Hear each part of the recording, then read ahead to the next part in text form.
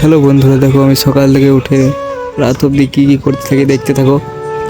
এই সকালে উঠে একটু ব্রাশ করে নিলাম, কাজের টাইম হয়ে গেছে তাই চলে এলাম। হিরোর মতো জামাটা পরে নিলাম, এবার চলে যাবো কাজে।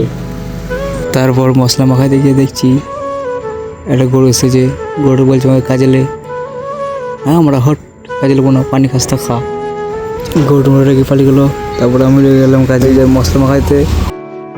কিছুক্ষণ কাজ করার পর আমি বললাম আমার পেটে লাগছে, আমি কাজ করবো না। তখন একটা লোক এসে বলছে কাজ করবি না মানে, বাঁশ ধরে তোর গাঁড়ে ভরে দেবো। আমি ভয়ে এবার কাজে লেগে গেলাম।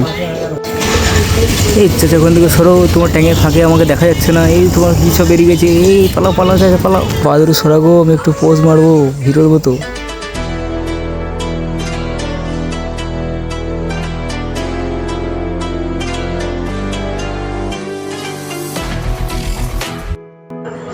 কাজ করতে করতে আমার এসে গেলো জ্বর। আমি গেলাম ঘুমাইতে, তোমরাও ঘুমাও। Tata, bye bye.